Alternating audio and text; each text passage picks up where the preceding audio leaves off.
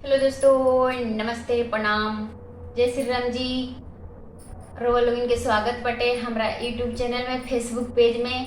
तो आज हम बहुत ही सुंदर देवी मैया के गीत भजन लेके आई बनी। तो आप सब जरूर सुने जा, सुन करके आप सबके कैसन लगी कमेंट बॉक्स में जरूर लिखे जा। तो बोलिए दुर्गा मैया की जय, नौ मैया की जय। सोना माय के रौन थी चढ़ी अइली दुर्गा मैया हो, बजजव दुअरवाना। सोना माय के रौन थी चढ़ी अइली दुर्गा मैया हो, बजजव दुअरवाना। मैया मोरी लगवली आसनवा हो, बजजव दुअरवाना। मैया मोरी लगवली आसनवा हो, बजजव दुअरवाना। पहिले जे आई तू मैया लाले चुनरी पहिरैती हो, कि सब चुनरी ना। मैया मोरी गईले बिकाई हो, कि सब चुनरी ना। मैया मोरी गईले बिकाई हो, कि सब चुनरी ना। सोनवा के रौन थे चढ़ी अइली नाओ मैया हो, कि मलिनिया दुअरिया ना। सोनवा के रौन थे चढ़ी अइली नाओ मैया हो, कि मलिनिया दुअरिया ना। मैया मोरी डलली आसनवा हो, मलिनिया दुअरिया ना।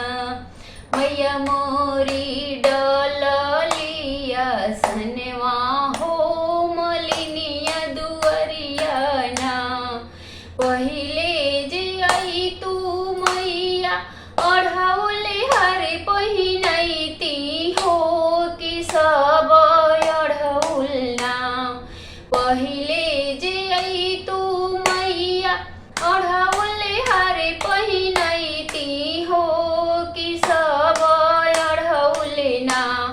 मैया मोरी गईले बिकाई हो, कि सब अढ़ौल ना। मैया मोरी गईले बिकाई हो, कि सब अढ़ौल ना।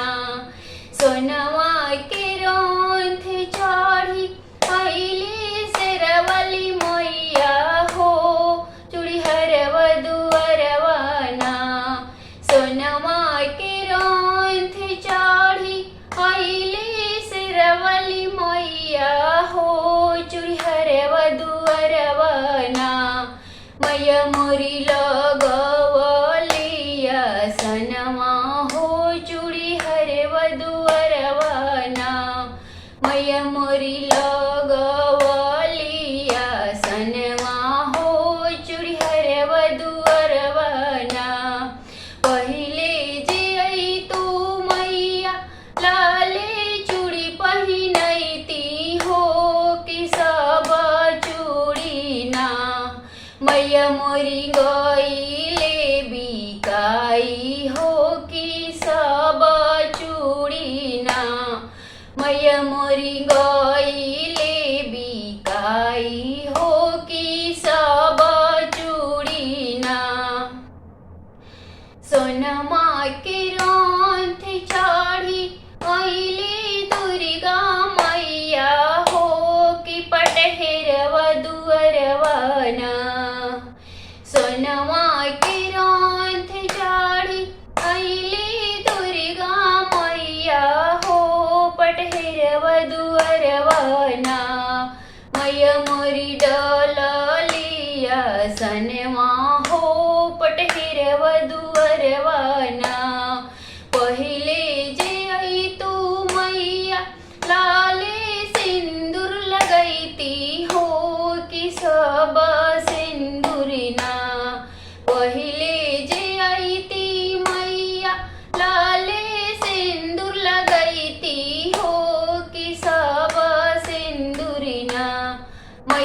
मोरी गो